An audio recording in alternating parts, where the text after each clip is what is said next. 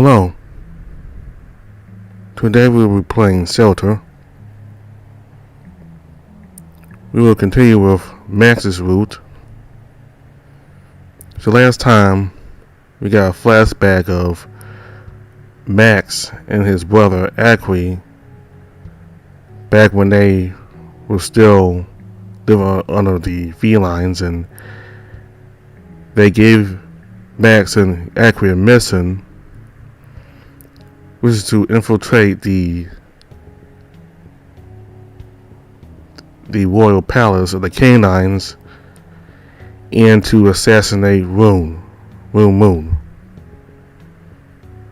And something unexpected happened. Moon decided to go against the king in the alphas, since they wouldn't agree to his terms for Shelter's autonomy. And afterwards, Acqui asked Moon if he could help his brother Maximus with his spine, because there was something wrong with it, and it constantly has to be treated, otherwise he'll die. And what made the lion merchant back in the feline country agree to their master's request what made the lion merchant agree to the request from their master to have them do the mission is that Max has to come back to the feline kingdom, or country anyway, the feline territory, to get his spine treated, and that way it would be impossible for him to betray them. But by asking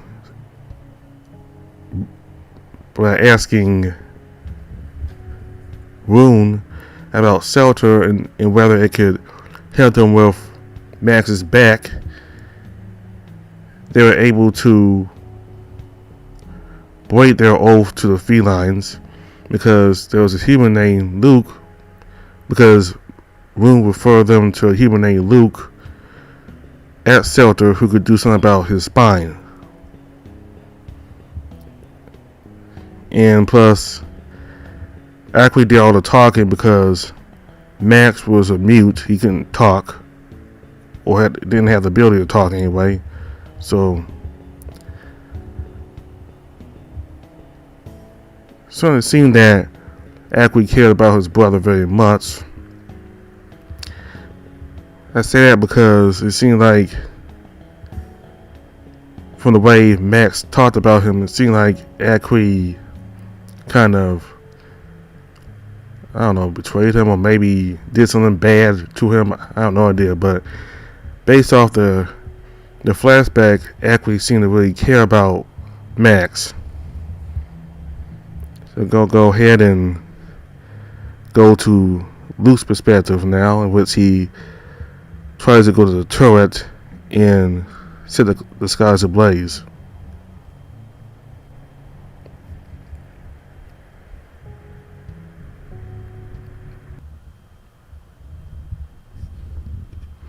I reached high up to pat Burry's shoulder. Then I turned around and run. But then I feel a tug at my hood. I saw a sudden pull lifts me off my feet, and I'm suddenly smothered between an embrace of two giant warm furry bodies.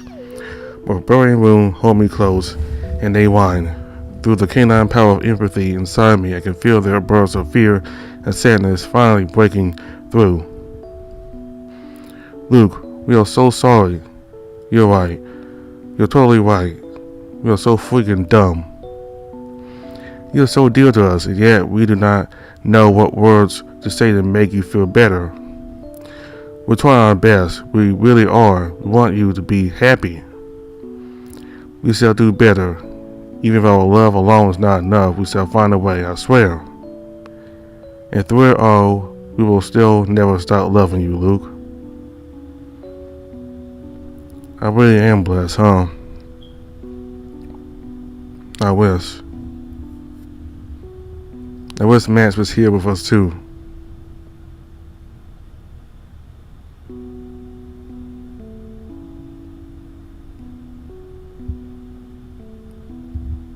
Now I'm finally on my own. I used to charge a canine monitor to simultaneously aid my vision in the dark, as well as to scan for the presence of monsters. Their minds are chaotic but strong and easy to spot.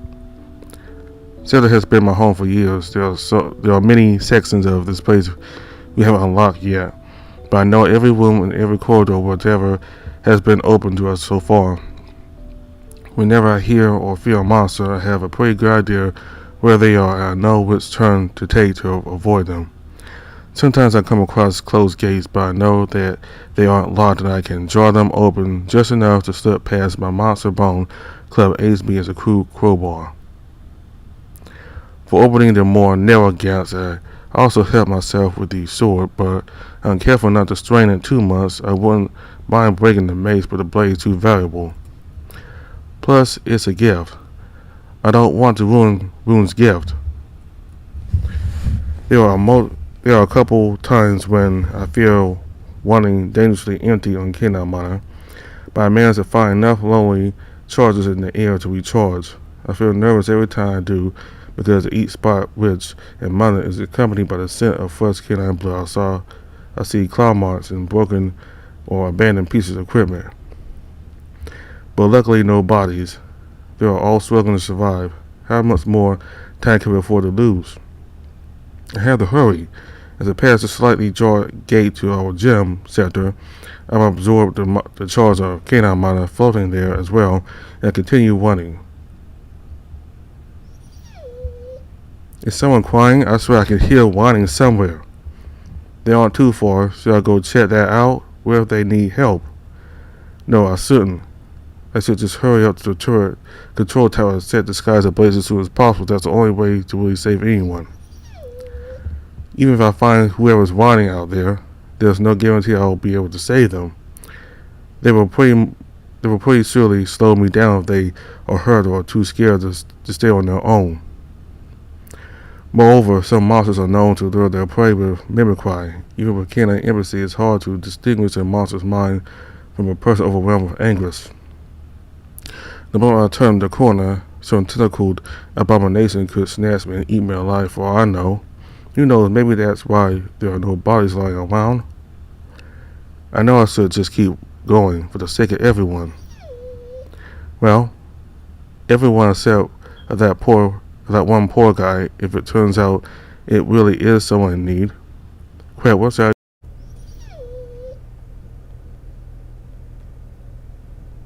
Damn it.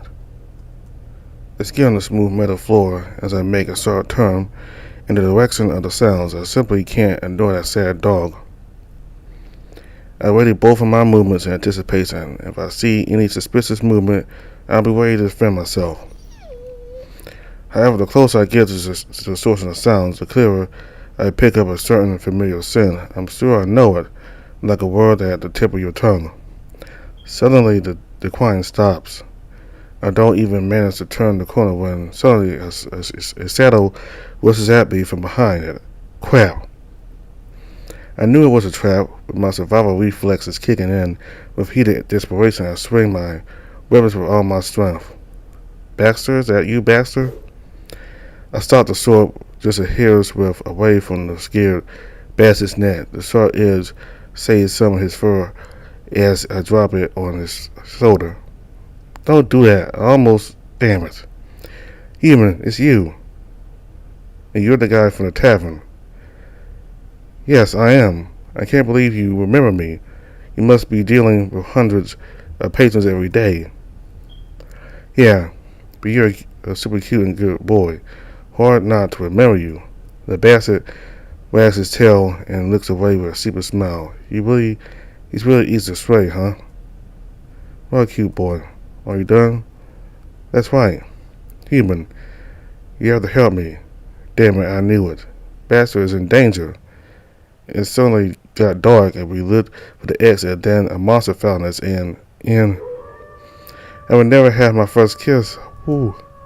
Quiet, please. Don't howl. Is he alive?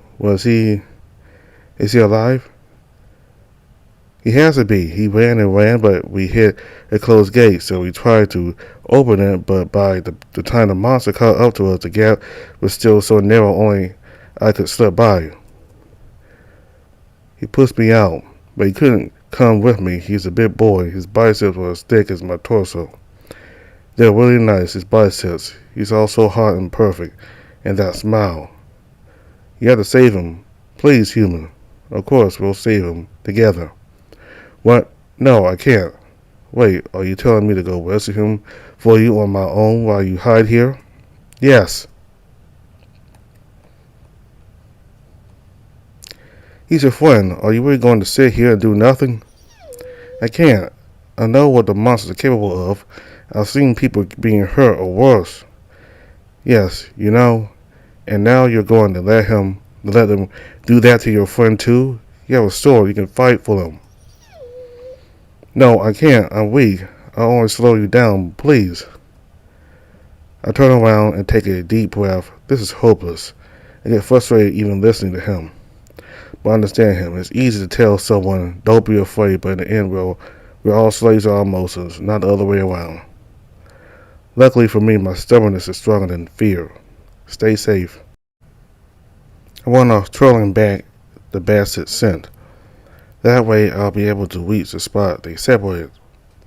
I don't have much time to waste here, but I can't just ignore a dog in need. This is all my fault after all. I'll see if he's alright or not. If he needs help, I'll help. If it's too late, well, I'll be on my way. The basset took a winded route and it takes me a bunch of turns and lots of canine monitor smell amplification to backtrack through the progressively weaker scents. Finally, I reached the spot. It's the entrance to the gym where I recharged on canine monitor last time. This is where I smell blood, but don't tell me he's already.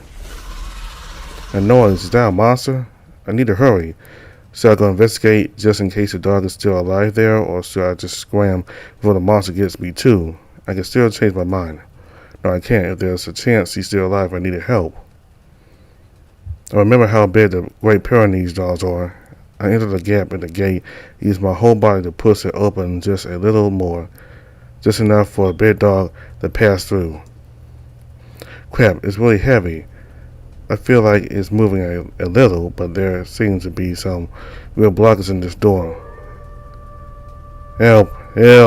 Ooh. He is still alive. And crap, he's in a pinch. I stopped wasting my time with the gate. It was to help. Let's hope the gap will be wide enough for the dog to pass through.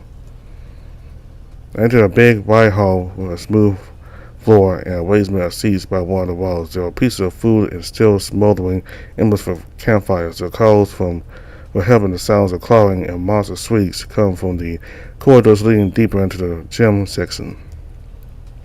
I took a deep breath and let my amplified senses of smell lead me through the dark corridors like a lone hound warrior. I found a sense of blood and a monster's odor.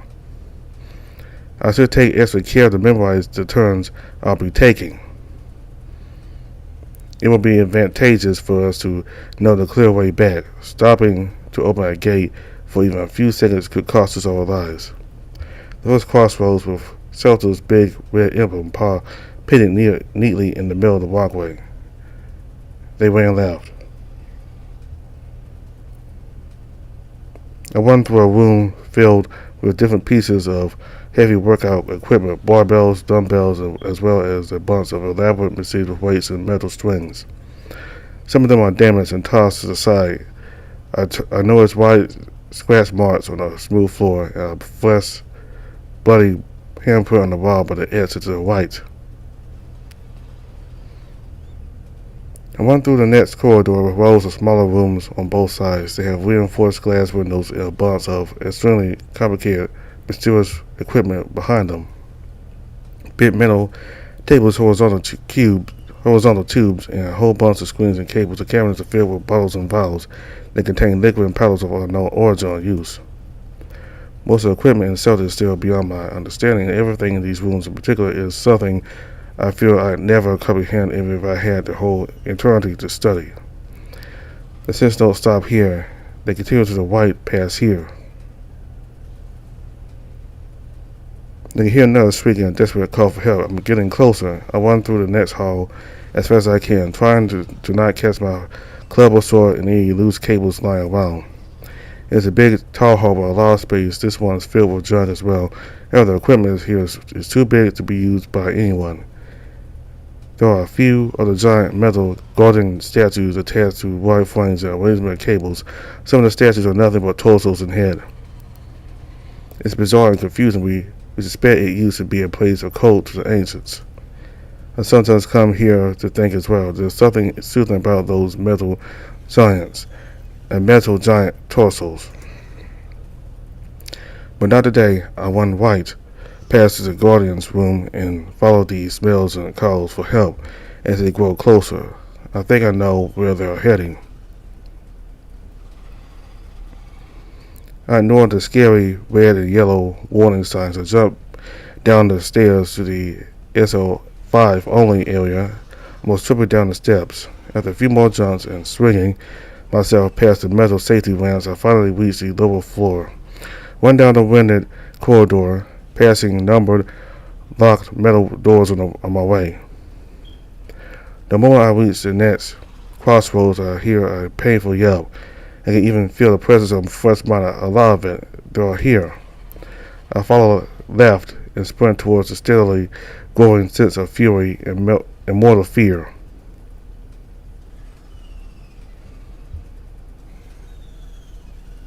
There, pushed to the corner, a great Pyrenees dog struggles with all his might to fend off an even greater monster with just a table. He doesn't even have the strength to call for help anymore. He's only wails, desperately guarding against the snaps of the beast's jaws, facing their fast approaching into his life. Then the monster pounces with his massive body, snarling on top of the dog, now falling to the ground, the muscles on his jaw and neck tense like strained metal strings.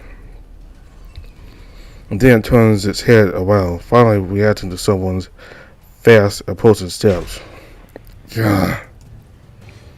Before it can react, a long sharp spike of a club digs deep into its eye. A normal person would instinctively cover their face after a wound like that. They would be completely neutralized, but not a monster. Damaging only one eye won't stop it from snapping its jaws at me. The stick of wire flesh hits me as its jaws tense and the other eye locks on me. Sounds of scraping bones and a wet squelch echo through the air. When I jerk the club out of the beast's face, I instantly follow up with a strike of my sword at his other eye.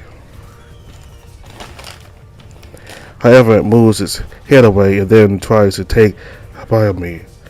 I grab my mace at the middle of its left and thrust it into the monster's jaw, stopping it from biting. One, get away. The dog scrambles from under the metal table and looks around for a way out. There's only one way, though. We're stuck at a dead end in front of one of the gates we couldn't open so far. Excuse me. The big white dog is in a pretty bad state. His side is bloody and he's out of breath. I have to get him out to safety as soon as possible. Lucky for him, the monster is focused on me now. I'm locked in a struggle against a creature powerful enough to prey on canines who are already stronger than me. In our physicality, yes, and a fair fight, absolutely. But right now, I can't afford to play fair when lives are on the line. Before the monster can slash me with its claws, I jerk the mace out of its maw and jump away, blowing a charge of avian mana inside my body. Wings of liberty. Using avian ability to negate its gravity, I jump high up to the ceiling right before the huge clawed paw scrapes the spot in the floor I was standing at. Then it jumps at me with its maw of dagger-sharp teeth wide open. It will be able to reach me. I wish I had a choice of ungulate or feline mana to maybe finish it off. But fortunately, the nature of struggles with monsters is often dependent on fickle luck. Use whatever magic I have available at the moment. I twist and sink my leg into the holding seal through the ceiling. After making a full twist, my foot emerges with a big bottle of thin glass filled with transparent liquid. I get the bottle of acid right at the fast approaching monster maw. The glass breaks over the beast's teeth and its face wrenches from its soft tissue bone. I follow up with yet another twist and bash the bottom of the big jar with the blunt end of the club. The monster bashes its head against the ceiling at the same time drops back down. Come on, go! Pyrenees looks at me half impressed, half with the look of how can I help? I reserve my reserves of canine mana and rush him to keep going. I let out a charge of soil mana. Absorb it. Heal yourself. I can't. I don't know how. The monster falls back down to the floor, a thundering thud and bone-piercing shriek. About some time, but it's not going to stay down forever. But I know how. If you do pet mentality with me, I can do it for you. I can't do that with just anyone. I'm sorry, human. Yeah, it's okay. Just go. Go. I feel bad about wasting a good charge of soil mana, but I don't even absorb it myself right now. I'm already in the middle of burning avian, rodent, and canine. Listen, man, we have to hurry up, back upstairs to safety through the same route I came here. Use the first crossroads. Let's go.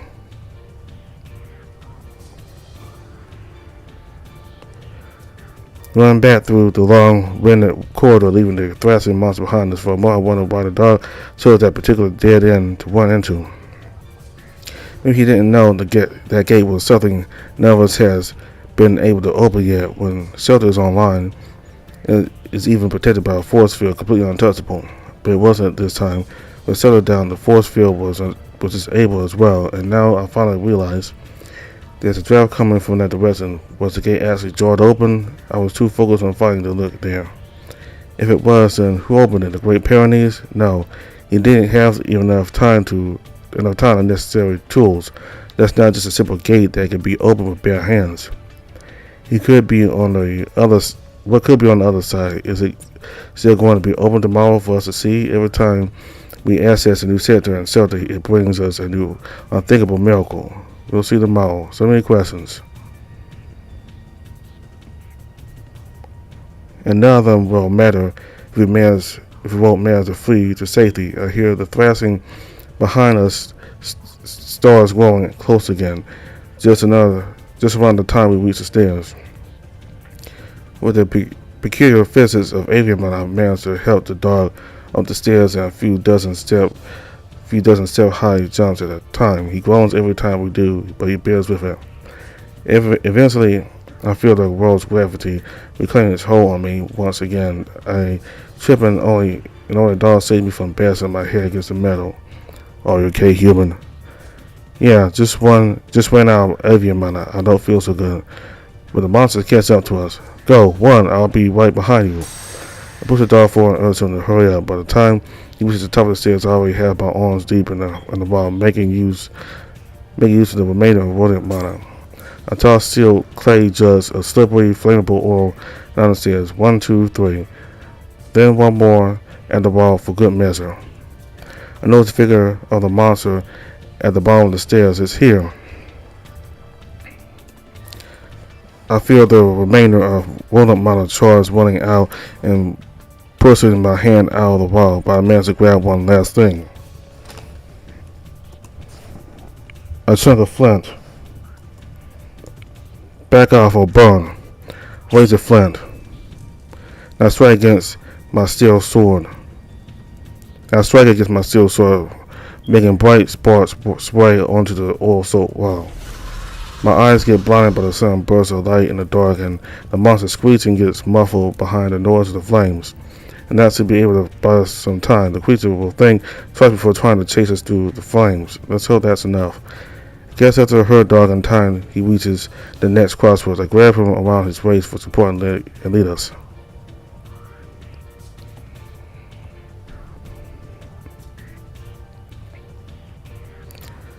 We run through the hall of the metal guardians. I know the poor dog pushes himself way past his limits, but his will of survival is strong. They lift off all the limiters of his body. His mind probably subdues the pain too. However, as extremely damaging to his body, I can see the blood strain on his cycle wider. Thank you for saving me.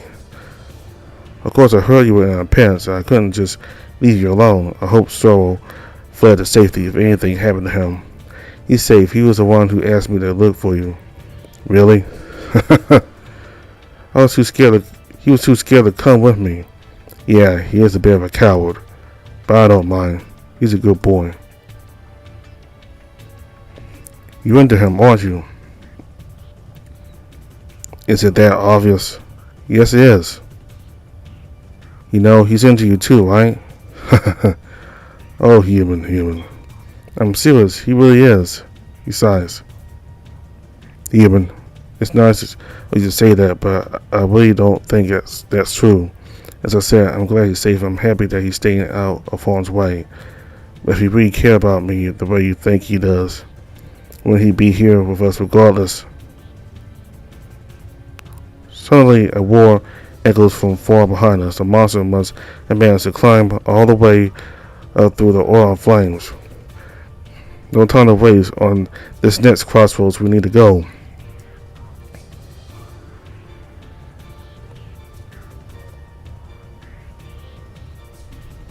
They keep running through the corridors, the glass windows and mysterious office windows. I'm getting seriously out of breath too, so we don't even talk anymore.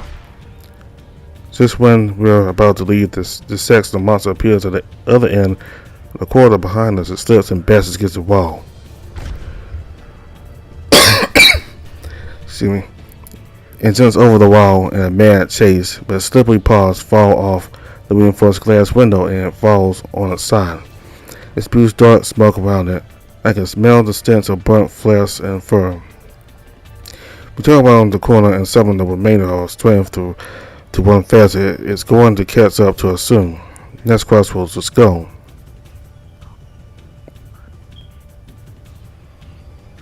Every time we turn a corner, we hear the monster just behind the last one. We can't outrun it. The confrontation is inevitable. Go. I'll be right behind you. The dog was retrieving the heavy workout equipment while I skulk around the corner for an ambush, with both of my weapons at the ready. No more than a few seconds pass before I can feel the floor trembling with the monster's steps.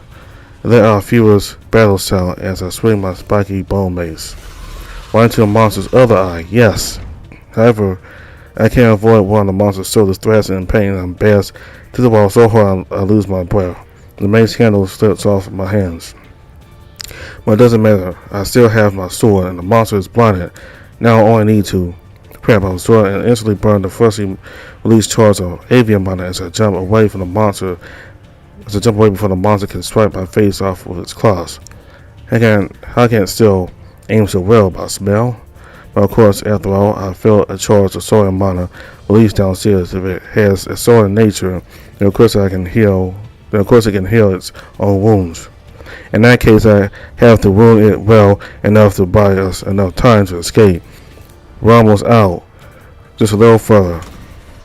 The wall between the heavy workout machines and the monster's jaws snap at the spot I was at just a fraction of a second ago. The beast chases me, knocking down weights and heavy metal seats with the loudness of a crashing building as I keep jumping away in my avian anti-gravity state. Until I turn back against a stand with steel barbed plates, I hiss in pain with one of the bigger ones tips over and hits me in the shoulder, and the monster jumps over the last machine to divide me from it and opens its maw to finally take a bite of me. My coat wilts and my side burns from its piercing sharp yellow teeth. Before it can actually close its jaws on me, I jump up and with all my strength in my legs, all the way up to the ceiling.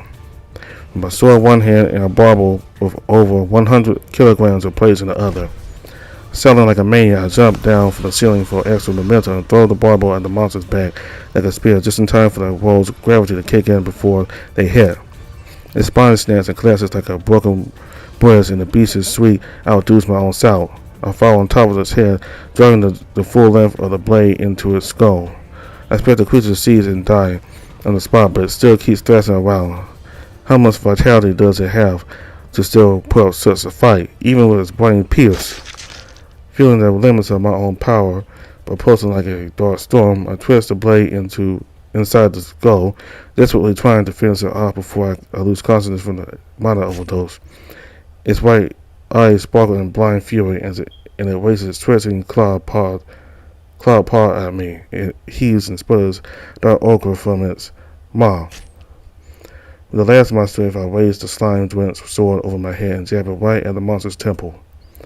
All of its body tenses as hard as a stone, right when mine grows limp. I fall into the monster's face without any strength left in me to even move a muscle. My mind gets clouded by darkness with only the faint sparkle that still alive monster's eye right by my face. The eye.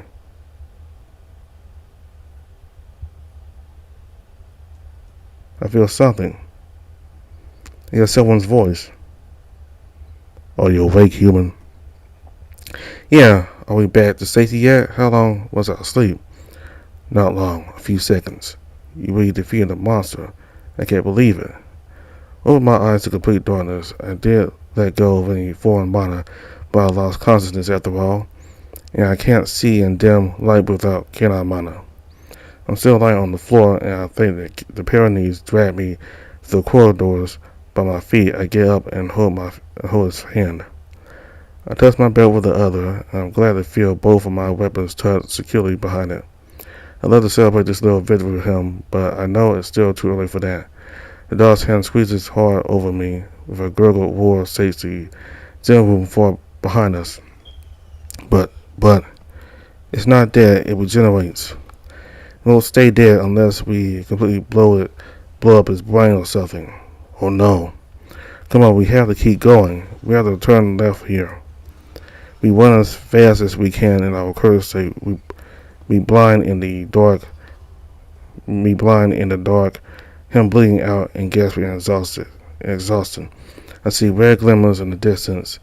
It's the campfire embers. We're back to the entrance hall. To the gate, quick. It won't take the monster long before it regenerates and catches up to us. We have to escape before it does.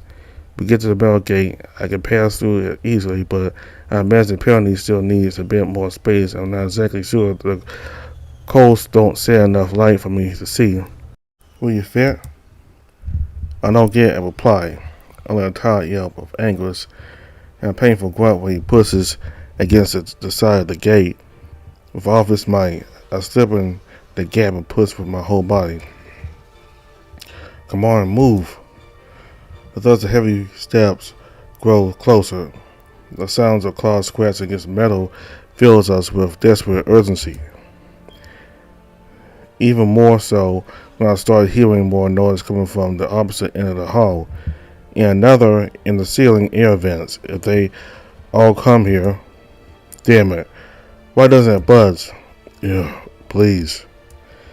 I can hear the sound of steadily dripping blood by the dog's feet. He's forcing himself too hard in his state. Something's blocking it. I don't know what. Feel my heart beating itself out in my chest when I notice the white glint of the monster's eye in the distance. It bows its head chaotically while closing onto us.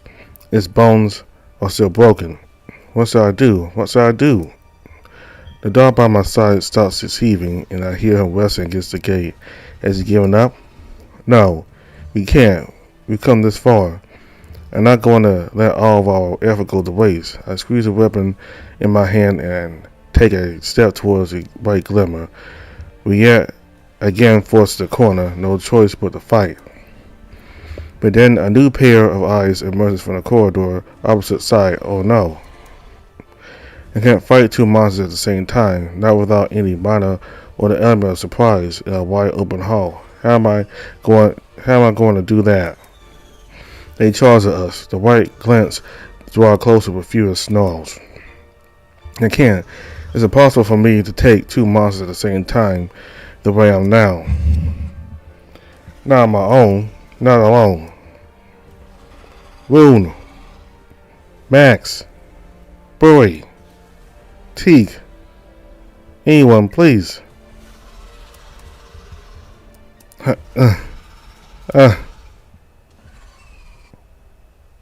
Alan, help me.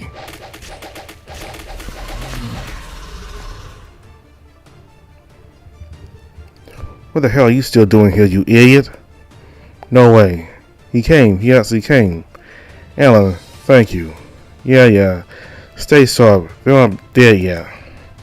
I went out Cana Mana. I can't see them. Use your own eyes, you fucking donkey. But I need them for later to fix the turret. I hear a heavy, dull thump behind me, followed by a strange wheezing to the dark collapse. Okay, screw it. He has no time for my indecision.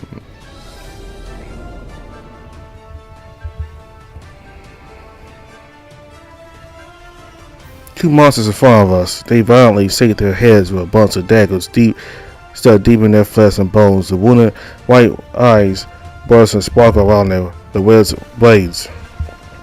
I can finally see Alan's deadly accuracy while asking, "What do you see?" The broken one is rodent avian saurian, mostly salt. Another red flash of the wolf rushes at the broken monster, holding two long daggers and a reverse grip. He jumps. With mind-boggling acrobatics, he severs the creature's tendons of its jaw, and so the monster screeches and falls to one side while Alan rolls on top of it. He wants to finish it before it regenerates again. Great! However, the other blinding beast jumps at Alan, and the swipes of his two massive clawed paws force him to jump off his prey. It's not going to be that easy for the wolf. The monster can sense the general direction of the other creatures even without their sight. In a wide open hall without any physical obstacles, the loss of sight isn't that great of a disadvantage for them. I catch a glimpse of a fresh satellite high by the ceiling in the distant corner of the hall. It must be the third monster I heard in the air vents earlier. I focus to absorb all the solar mana that Alan released. He doesn't look like he needs it. I wish I could use it to heal the dog, but I don't know the techniques for healing other people. As I burn the charge of the mana of dragons, I feel great relief in the wound I suffered to my side earlier.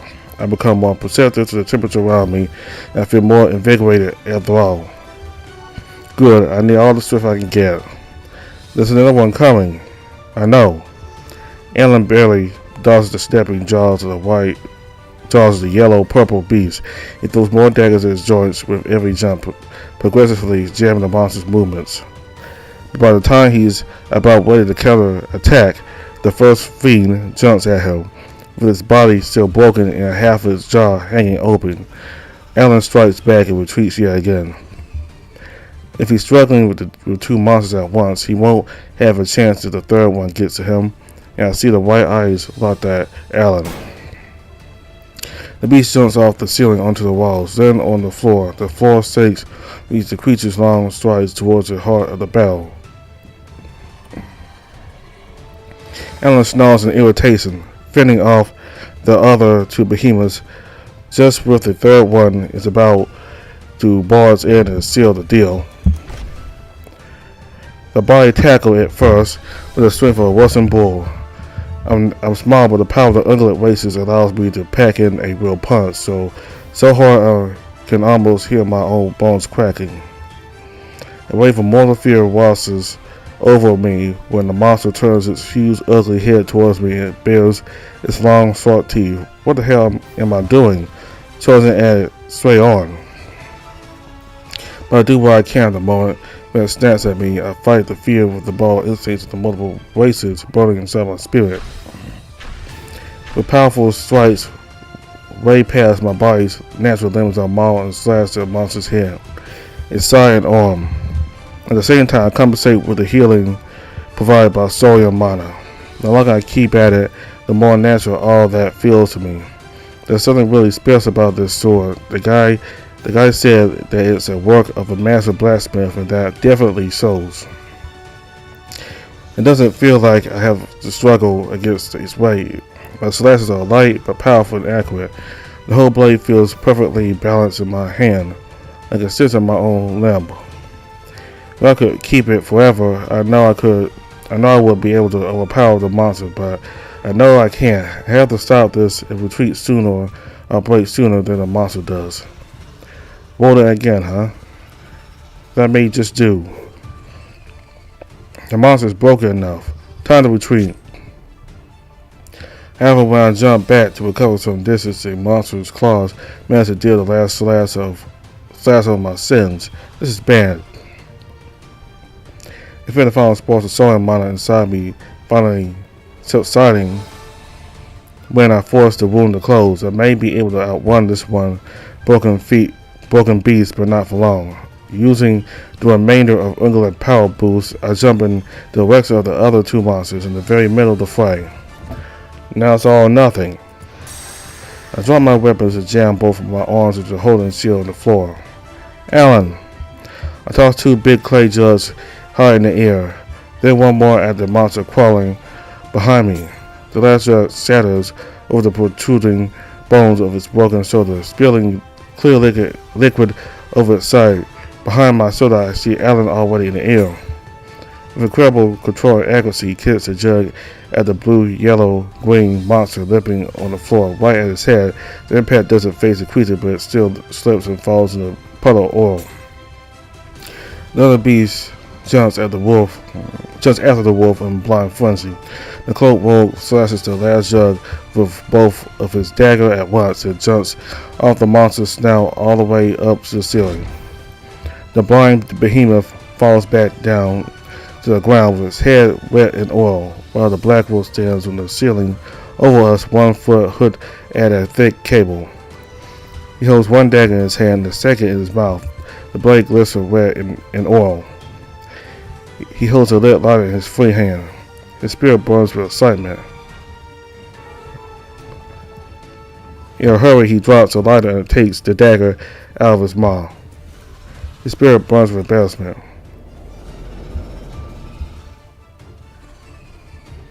Return to Bartness. At that time, all my magic abilities finally reach their limits. My mind vision stops and I'm once again drowned in impenetrable darkness. I was surrounded by screeching monsters, unable to protect myself because all my attention on the only thing I could see, the small light of flame falling down from the ceiling. Watch as it dwindles and seems to disappear at a moment during its fall, and this when I'm sure the flame is about to die out for good. A sharp clang of metal slash against metal reverberates through the room. A flash of two daggers coated in flames pierce through the darkness like the eyes of a fire demon. They fly through the air, leaving smudges after immense tails with each twist and turn, and stare at them with fascination like if I'm watching a fire dancing spectacle at night. They seem to stop for a split of a second. Then they make a quick, wide, perfect circle. Only a small section of the fire ring is briefly obscured, eliciting an angry snarl from a monster I still can't see. Then I can see it all. Sudden burst of light blinds me for a moment. I see the creature fumbling, all covered in flames. It screams reach a high and painful, desperate pitch. The light allows me to see the contours of another beast. It bears its fangs and claws to the opposing lupine fire dancer. I can hear the jaws snapping, the claws scratching, and the monster's huge form obscures too much for me to see what happens. Then I see the flaming daggers reappearing over the feral heads and back. They flip and twist in wild pirouettes, painting the darkness with strokes of light. Causing another explosion of brightness to dominate the room. Suddenly the cloaked wolf sails across half the hall's length to brand the last beast with a quick, wide fire slash. Sparks fly through the air, and all three of the flame-covered behemoths yell in pain. They tumble in absolute confusion. Their eyes are destroyed, and the flames interfere with their other senses. Is it all going to last long enough for us to run away? I look around for Alan, but I can't see him anywhere. The flames of the three burning monsters make the saddles jump around so much I'm confused with the direction I'm even facing anymore. Is he still here, or did he leave? K9 Ember. and look up at the source of the overly gruff stage whisper. I finally find the two flaming daggers suspended near the ceiling. With a quick flick, the wolf extinguishes the fire off his blades. Now only his single red eye glimmers menacingly through the darkness, appearing an aura of magic building around his form. He starts to fall down, dances with wolves. The air around me feels electric and thick. It's hard for me to keep track of the falling black wolf in this constantly shifting chaos of light and shadow. Then at one point, disappears. It's like the shadows played tricks on my mind. At one point, I could still see him, but then it's like he just vanished into thin air, like he literally dove into the darkness. I'm left alone among the rampaging monsters through excruciatingly long seconds. The light of their burning flares and cells outside my vision both feel heavy and oppressive. They both go more and more in this uncanny magic-charged room. The light seems to grow brighter, while the shadows darken beyond mere black. Like the very concepts of light and darkness turn to separate, tangible substances. I hear a sharp slash and a beastly yelp behind me. I don't even have enough time to turn around when another monster suffers a wound over his burning body from another strike. The next few attacks come from seemingly random directions, and only the red eye glimmers like a shooting star flying through the hall, nested in a body made of pure shadow.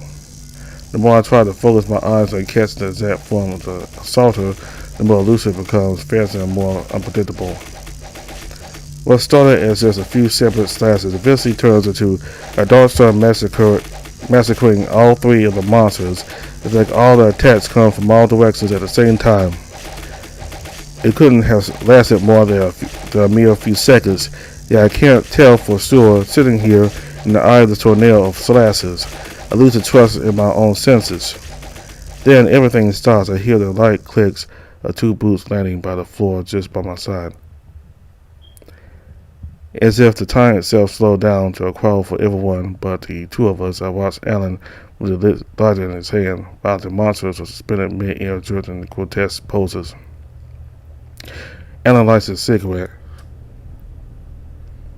Such is your fate. The air around us cracks and shatters as if finally breaking hold of the magic corrupting it. The hall shakes under the accumulated hundreds sounds of slashes release all at once, and the monsters let out their final screams.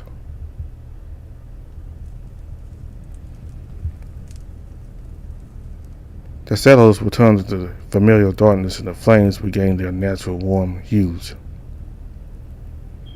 Once it echoes, the spilled dark ichor finally ceases. We're at last left in silence among still burning, stinking giant carcasses. I stare at Alan with my jaw dropped. He doesn't look at me. He is quiet and unmoving. Pretty cool, huh?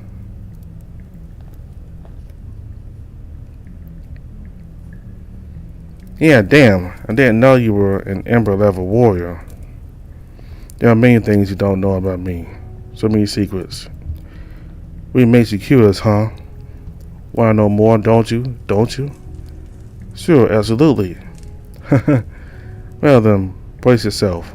For what? I had barely enough time to spread my arms and catch Alan as he falls off his feet onto me. His body's limp, but keeps a lit cigarette in his mouth. Embers of the top grade of bandit use.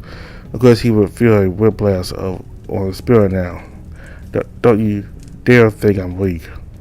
I don't really. It wasn't even my final ember. I was using only 20% of my power. I know. I nod politely to get both of us back up. It's going to take some time for me to regain full strength of my own body after the intense amount of burning I went through, but I still have enough strength to help Alan. Now we can finally find a way to bring the dog to safety. Let's hope we manage to do that in time before he bleeds dry. You are a bloody dumbass. You shouldn't be here. You're only wasting time. He needed help. If I wasn't here, he would die.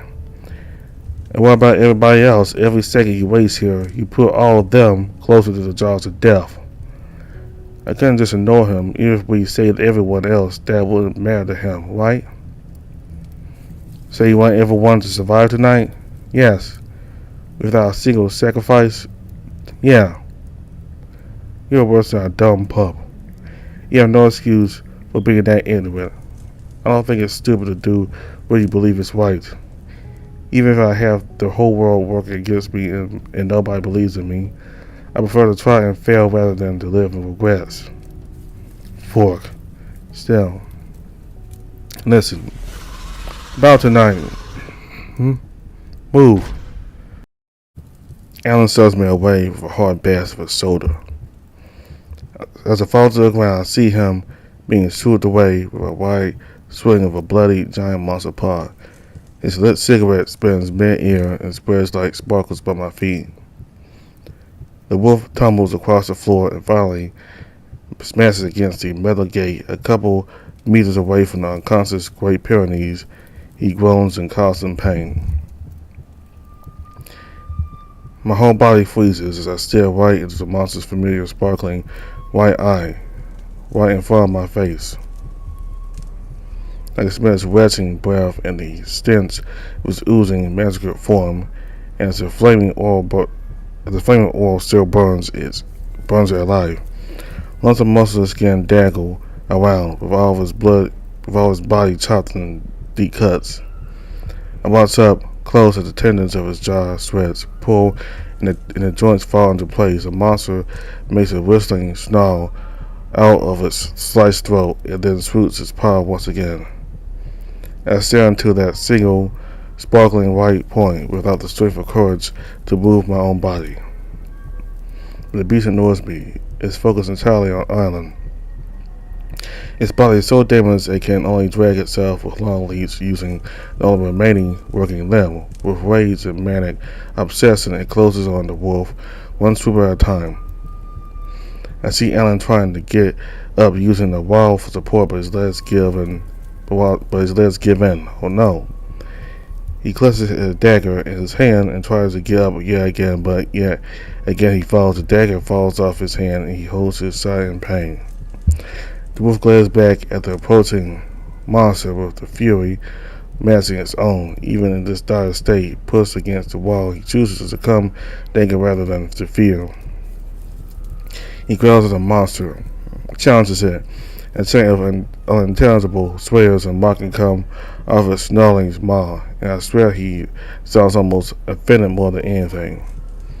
Then he sighs. The big white dog groans. The wolf looks at him, and as hard as it is for me to see clearly in the chaos of this desperate chase, I swear his face mellows down in pity and concern. Yet he can't do anything. He sits on the floor with his back against the wall, and he watches the approaching monster. He looks at me, yet I can't get to him in time either. His lips tremble as his teeth clench, while the eyes darts in between me, the hurt dog by his side, and the approaching death. He hesitates, and while he does, in just 3 or 4 more swoops, the monster will. The Poulsen. Throwing the Poulsen.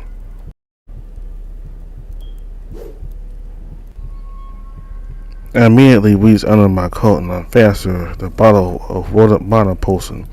I toss it in Alan's direction, but I threw too high. If he doesn't jump to get it, it will shatter against the gate. I watch with burning fear and guilt as the candle approaches the metal wall closer and closer and shatters. Pieces of glass spread over the air, and the wall signs with spilled alcohol are screwed up.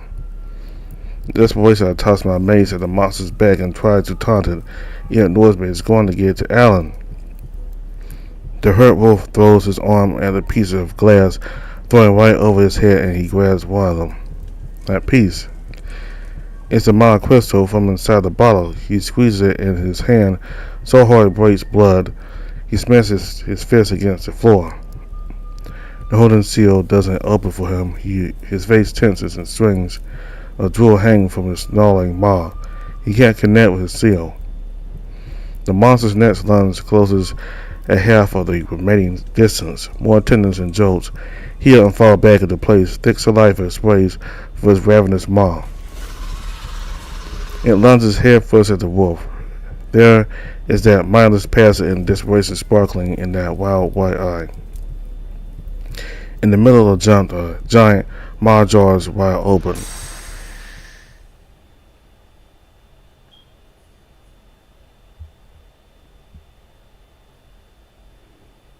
He was cute now.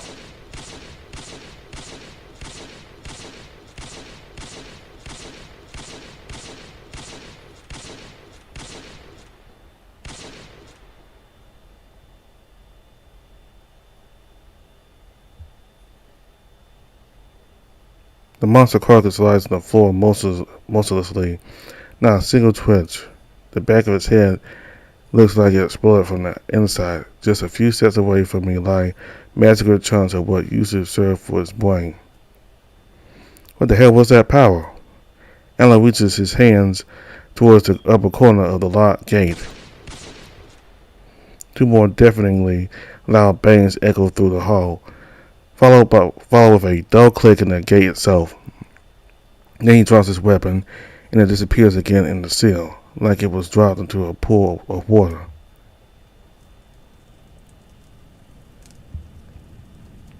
Was that your final ember? In a sense, you shouldn't be seeing that. I can keep a secret. I finally reached the wolf, the dog, and the monster. The giant carcass is still completely motionless. I feel pretty confident it will stay that way. And the giant Pyrenees is still breathing. I can see his chest rising up and down. Canines don't die that easily. He's still unconscious though. The gate is unblocked now. Come on. With a muffled hiss, Alan manages to keep himself up on his feet this time. Together we try to pull the gate open. It's certainly moving now. We're just too tired and hurt to put enough strength behind our efforts. We pull and pull, groaning and sweating in our efforts. And then it moves on its own. It opens so wide the dog will finally be able to pass through. The bastard's head pops up from behind. Was he the one who opened it for us just now? You. I'll take him from here. You two go. He grabs his friend under his armpits and drags him over the floor out of the hall. I feel glad seeing him again. It must have taken a lot of courage to get out of his hiding spot and come here. It gives me a bit of a shameful look, though. He stops for a moment, and he looks like he tries to bring himself up to apologize. Maybe he was watching us fighting the whole time, and he never came to assist us. In the end, he just looks down. Human, wolf, thank you. He disappears behind the next corner, along with his unconscious friend. He must feel guilty about not being able to help. I wonder if this whole encounter will go smoothly if I convince him to come with me somehow. That doesn't matter now. In the end, I'm just glad they are both okay. When I look at Alan, he blushes and looks a little embarrassed. What's that about? Is he not used to being thanked and appreciated? Thank you for saying this, Alan. Whatever. Don't think too much about it. You were so pathetic and wailed like a pup. That was annoying. I came to shut you up, that's all.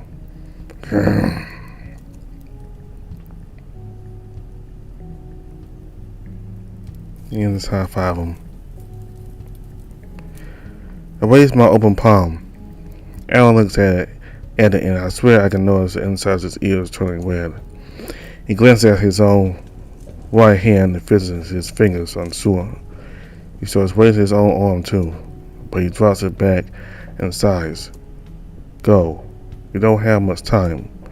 Okay. I guess that's enough progress for now. I feel satisfied seeing him at least considering that high five for a brief moment. I smile and turn towards the gate. But the dog saved, I have to continue my run towards the control tower. I have enough fresh canine mana, and I feel I've regained enough strength to keep going. There's still some soaring mana in the air too, so I use that to heal myself up a little. Let's have a party with everyone again once it's all over. You have to come too, Alan. You're invited.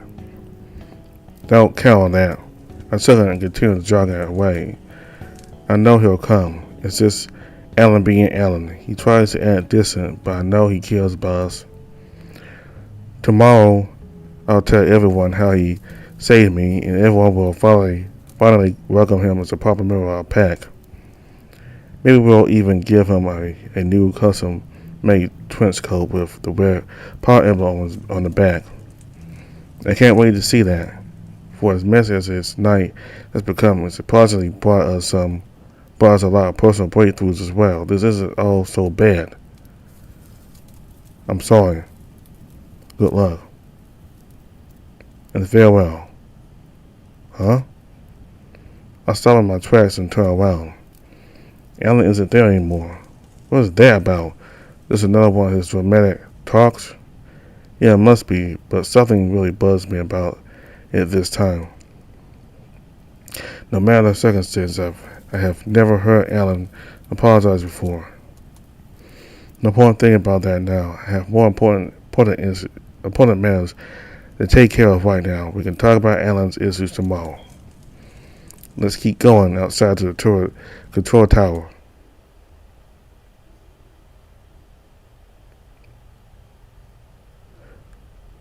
I'm getting close to the top.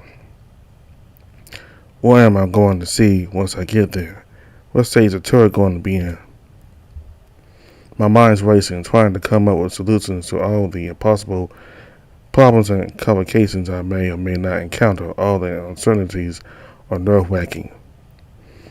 And yet the worst of this all is the awareness that no matter how hard I work, even if I don't make a single mistake, I still have no control over the whole battlefield. Everyone's fighting for their life right now. Some of the dogs may not survive without support, and we may never even learn about the end of those stories. Even Wound, whom I sent to defend our front lines, cannot be everywhere at once. I know worrying about problems outside my reach isn't going to make anything better, but I still can't help but wonder, is there really nothing else I can do right now? Damn it. I can't be everywhere, but I am here right now. Hang on. At the far end of the corridor, I see a figure of a big dog. He's leaning against the wall, dragging his feet with heavy effort. I don't smell blood, however, the slight odor of vomit hits my nostrils, growing in intensity the closer I approach him. I know him, that Doberman. Carbo, you're Carbo, right? Of the Ass and Tails? Grrr. Wookie. He stared at me with clouded eyes, unable to focus. His chin and chest are matted with fresh, steaming vomit. He looks like he's on the verge of passing out. It's unbelievable he's able to stand up in the first place. You can't be here. You have to go back to your room, Carbo. Punch me. Huh? He claws into my shoulder with his weak, trembling fingers. A forced growl sprays droplets of the vomit drool on my cheek as the Doberman stares at me with anger and urgency. You deaf. Punch me in the fucking... Without thinking, I swing my arm and base the side of his muzzle with my gloved knuckles so hard that my own hand aches. Was that too much? I'm sorry, I panicked. I didn't mean to. What? Pat me like a bitch. Harder, you pathetic piece of... Without any further restraint, I drive my knee at the underside of his chin, making him bite his tongue fumble back a few steps. He doesn't fall. With a painful groan, he regains his balance and stops. I can see a flash of those menacing, sharp-looking teeth in the grip of my shoulder tightens before I have the chance to run for my life. However, the corners of his mouth curl and I grin. The glint in his eyes sharpen. That's better. Thanks. You're welcome. I knew you had it in you. The smallest ones are always the most surprising. Just like Rex. You remind me of someone too. His name is Teak. He could be surprising too. Regardless, Corporal, sir, you shouldn't be here. There are monsters everywhere. How are you even able to stand through shelter sickness? Is this what the hell it is? How do I get? He shakes his head and stumbles, barely catching on to me for balance. It's an unheard of feat of its own to see someone successfully fight off shelter sickness at all, even temporarily. Still, even a famous hero can't beat it for long, huh? I have to get him to safety before he falls asleep again. He howled for help. His call pierced through my dreams. He's in a pitch. Who? Where? Harlow groans instead of seemingly struggling to remember. I'm losing him with each passing second. But then he brings his mouth to my ear. Oh. Oh. A long, quiet, weak whispered howl. I know what he's trying to do. I quickly take my breath and I woo back, keeping my voice as quiet as possible to not attract monsters. I focus on bringing the canine monitor inside me broader and reach my thoughts towards his mind. Despite our physical closeness, I have serious doubts about our ability to connect in thoughts.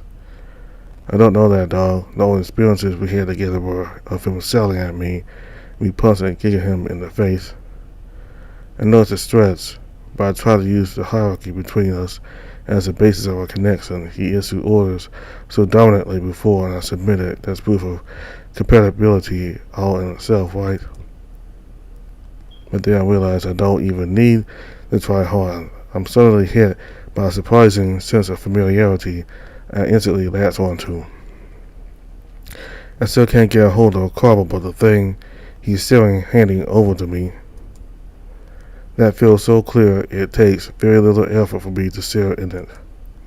As Carver's voice goes quiet and his body weighs on top of me, he burns the last trace of his clarity to entrust me with that leg and responsibility.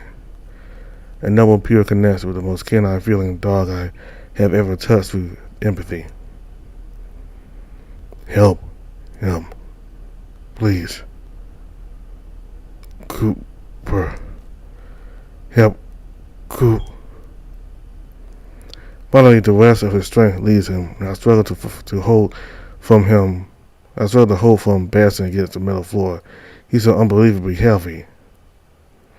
I know I should be busy looking for a hiding spot, but my mind races with too many parent thoughts to act. Cooper, he said. Cooper, right? That's right. He was all wounded, bandaged from head to toe. And Teak said he brought him outside to listen to Master's concert. He must have still been out there the moment Celta went through a blackout. Monster started opposing us, right? This canine connection I'm feeling right now. I've never properly connected with him before, but I can tell it's Cooper, even from this very superficial bond. He's out there, fighting for his life. God damn it, Teak. Crap, a monster's coming. I can hear the sounds of heavy footsteps coming from somewhere behind the corner and the far end of the corridor. A lot of steps, some of them heavy, some of them lighter. This is not good. I can't run fast with the big dome of his heavy body. There's just no way. I can see three options. I can fight. I can keep quiet and hope they don't come this way. Or I can leave him behind and run away on my own. I'm almost outside. I can't fall here now. But I don't want him to act as bait either, even though that would pretty much guarantee my safe passage. As a flash of a white monster eye finally appears from behind the corner, every fiber of my being strains with urgency. What should I do?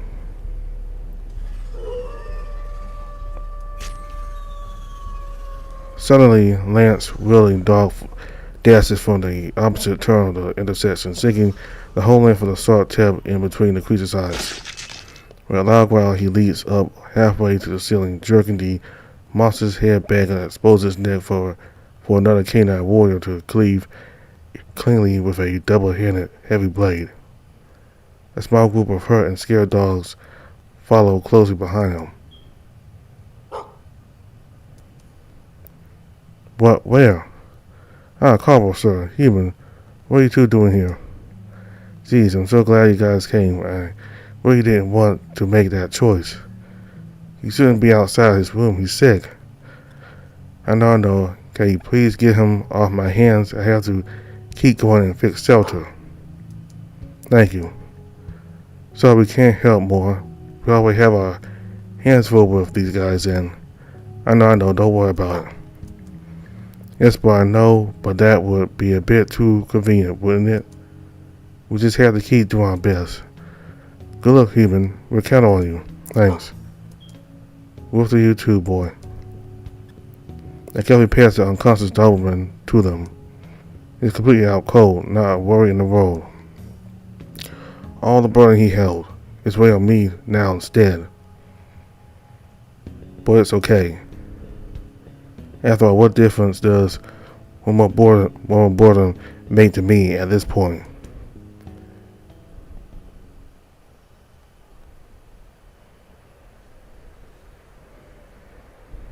Finally, I'm at the exit to the outside. Twist and turn the latch. It opens with a stark grinding noise. The cold air brushes against my face, and the noises of distant battles hit me with a feeling of urgency. I was out without even caring to close the latch behind me. The perimeter seems clear. Whoever was on the top deck at the time of the malfunction was already hidden inside. Through my exhaustion, I can't keep that weak, vague canine connection with Cooper any longer. As the last trace of canine monitor inside me sizzles out and the connection breaks. Still, I know where he is. I felt his general location. He's out there in the snowfields outside shelter, hurt desperate, putting all his soul into staying alive. Is it for himself or for someone else's sake? After all, Cooper always struck me as a helplessly selfless dog. He wouldn't howl for help out of cowardice, wouldn't he? No, he wouldn't. I don't know him well, but I've heard enough to know he wouldn't lie down calmly if there were other dogs in danger.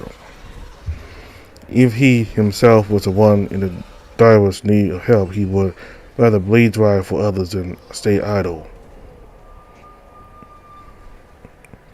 Suddenly, a distant sound brings me back to attention. What is that, a monster? It sounded so far away. And looking at the direction, at first I don't notice anything, but then, there at the horizon, it's a colossal dark shape as big as a hill.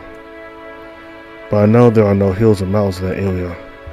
The top of the figure moves and glares at me with its huge eyes like two wells of molten light. We may be miles apart, yet it feels like the dark mountain stares right into my eyes. A giant lucid nightmare beyond anyone's understanding, beyond the vast white fields where Cooper is. What the heck is he hiding there? He was supposed to take him to one of the hills nearby, and now all the way out there. It cannot be a good spot to defend against the monsters, and if what Carvel told me is true, that's exactly the case. I know I should count on Room to take care of that, but even he can't be everywhere at once, right? Well, Cooper has strayed too far to count on his help. Assuming Room will see the car at all. Crap, the turret is right there. It's right here. I have to keep going. Cooper. I felt his desperation while I was still connected to him. It was so painfully clear. Somehow I get a strong feeling that if nobody comes to his rescue right now, he will not be able to make it. What should I do?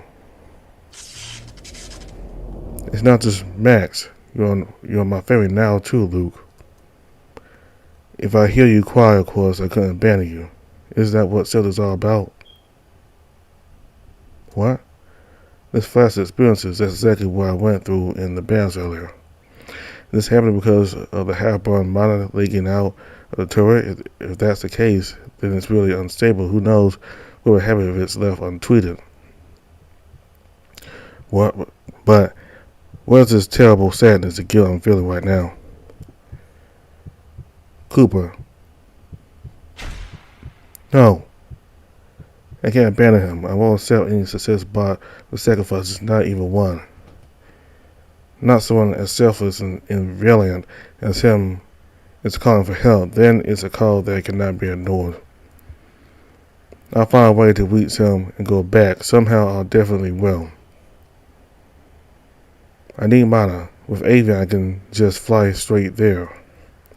If I can't get Avian, I've heard there is also a Warden technique where one dives to the ground from heights and then pops up to reduce and survive the impact.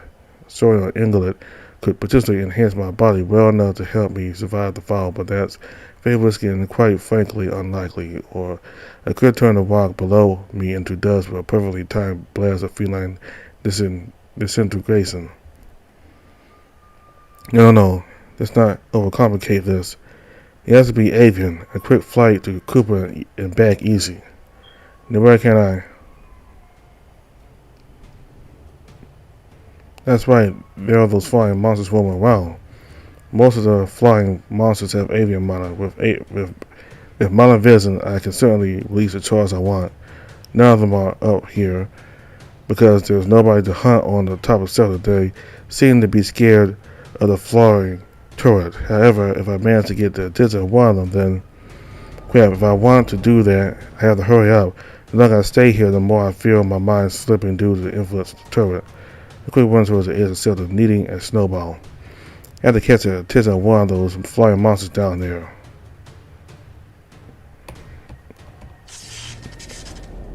I'm not afraid to die. Right now I'm the strongest and freest I've ever been. Can I get it? I can see the snowball spraying over the flapping wing. It bursts to a small cloud of sparkling white. The monster shakes around, startled. I shout and it turns its head towards me. Instead of rusting at me, it flies away. What the heck? Is it that scared of the burning turret? Damn it, why is it so hard? I only need to get one of these close enough to the edge so I can jump on it, fire up my vision, stab it, and get the exact amount of charge I need and fly away unscathed. Well, when I put it like that, it does sound somehow ambitious, but if that's what it takes, then so be it. My focus plays on falling on fours. However, I bite the inside of my cheek to stay awake, a twitch inspired by uncountable carbon. I'm blindly scoop more snow to make another snowball, and on midway standing up, I notice a hint of a striking yellow hue to it. I want to curse at the dogs, but it's technically the outside. I have no right to be angry. Besides, that may be exactly what I need to catch the monster's attention. I'm invincible, immortal. Yes, I have already won. There's absolutely nothing you can do to defeat me at this point. Eat piss. The monster turns its head towards me and its furious shriek dies down right after the yellow snowball hits the back of its throat. I jump up and down at the edge of Cellar, waving my arms and shouting all canine insults I have learned through my time working in the tavern. Everything from a simple mutt to you arse-licking balmy cat fonder. It flies up towards me, spraying dog piss out of his mouth in a furious shriek. Closer and closer until it stops a dozen meters below me, struggling against the influence of the cannon. Now's my chance. As soon as I activate mana vision, I will. Because even after I'm gone forgotten,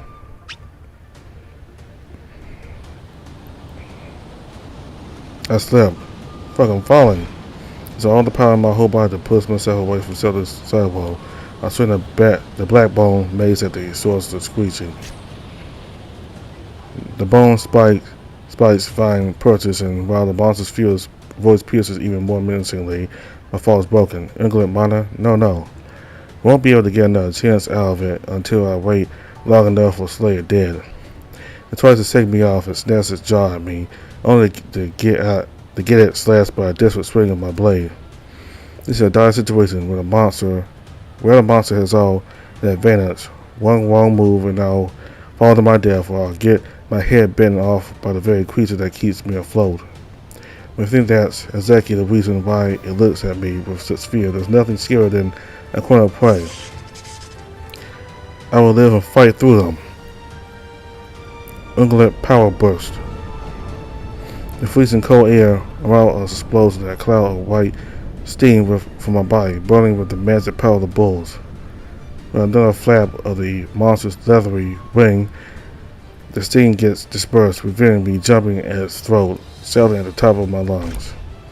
Rub my arms and legs around its long, bony neck and squeezed with all my might. His clawed feet nuzzled the edge of my coat, and the sticking yellow teeth snapped just behind my back. My neck, but they can't quite reach me. I twist and choke it harder, with my bosom motor straining into the space of my coat, pulling through the ungulate miner as hard as I can muster. I start to fall. I hear more monsters flying in our direction. For a split second, see the rocky ground closing onto us with alarming speed. I can't let it smash us against the rocks with all the other monsters on us. I won't be able to recover even with ungulate durability. I twist and strain harder and harder, and one day we'll wrestle the world back from your wretched hands. With a snarl louder and fiercer than monsters, I finally snap his neck. I reach out, grab, and pull out the bone base I left wedged to the creature's leg from my leap before. The ground below me grows close. The monsters around us swoop down to finish me off. And the avian miner swirls and burns within my spirit, adding to the ungulate enhancement already burning through me. Bow and arrow. Being meters above the ground, I shoot up high into the sky with the combined power of two synergized minor effects, blasting the dead carcass against the rocks like a tornado. The surrounding monsters don't have enough time to react. Even I see nothing but a blur of white eyes, shadows, and then countless lines of snowflakes battering against my face. Over time, the changes from the avian miners finally settle inside my mind too. My awareness sharpens and expands, my eyes focus. And flying over the snowy hills, I see figures of monsters and dogs in the area where I last felt his presence. No turning back now. I'm on my way, Cooper.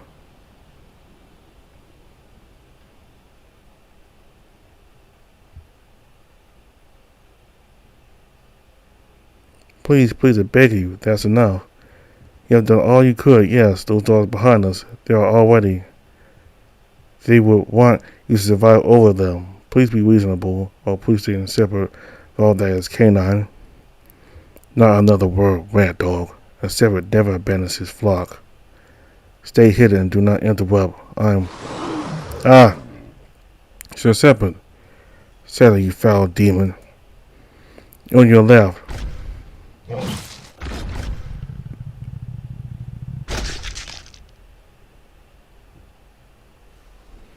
That's enough, I beg you. We are too far away from shelter. They are all fighting out there too. Nobody's going to. All the more reason for us to stand our guard here. If we won't help those dogs, then who are? Sir, we are the one. You're in no condition to fight.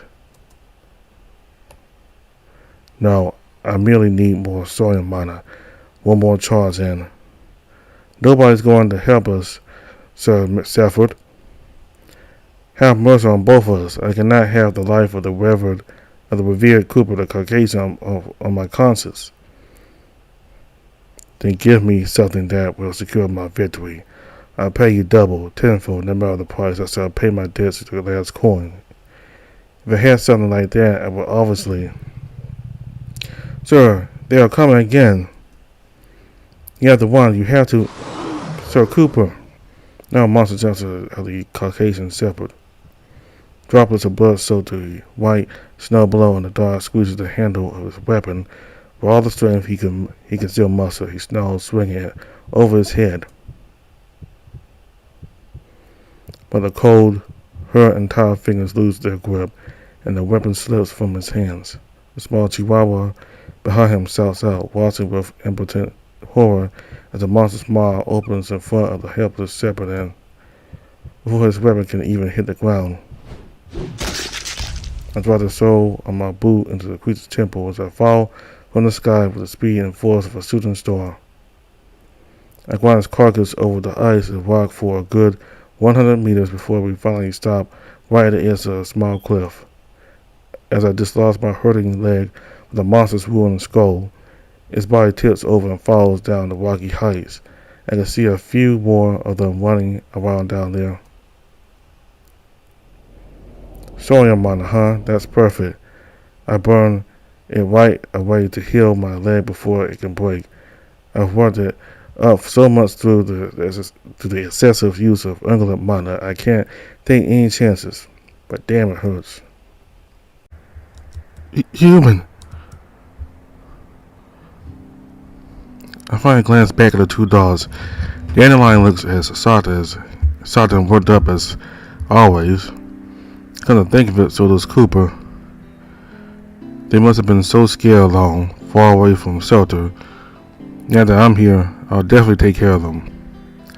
I give them a reassuring ring. Dandelion doesn't react at all, while Cooper just grows red and claws onto his chest like he's getting a minor heart attack. Human, oh human, what are you doing here? This is not where you're supposed to be. Same to you, Dandelion. I knew Cooper would be here, but I didn't expect you with him. What's going on? I'm sorry. It's a long story, and actually I'm lying. It's not a long story at all. But we don't have even that much time right now. No. You shouldn't be out here in the open. You should be back fixing the shelter. Sir Shepard, please, say something. I'm sure he means to agree with me, yes? Okay then, let's go. Go. The sooner we get back to safety, the sooner I can get back to fixing this whole mess.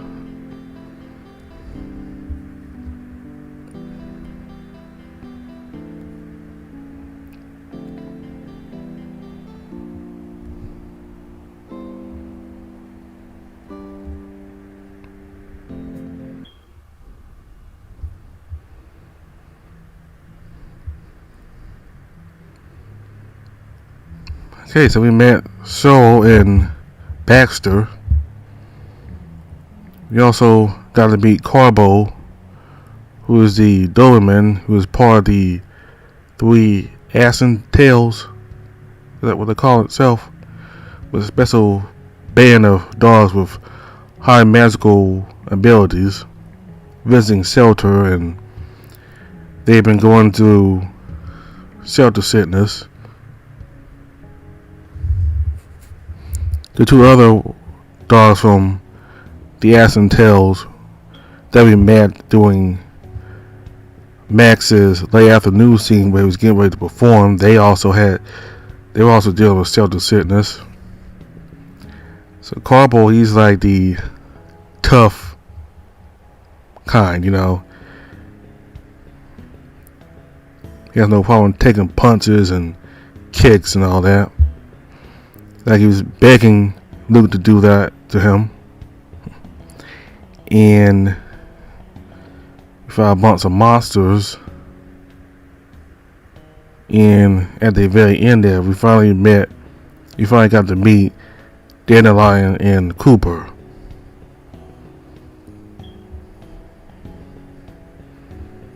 So next time we'll get to continue with Dandelion and Cooper as they all fight the monsters, and Luke continues his quest to go to the turret and sets the skies ablaze to scare the monsters off so this whole entire ordeal can end. So all the information for the game's description box below. Go to the page where you can watch updates a month in advance before they become public. You can also go to the Twitter account for the game where you can look at the progress of the game and news surrounding Shelter, as well as updates on when new builds will become public. So thank you all very much for watching. Goodbye.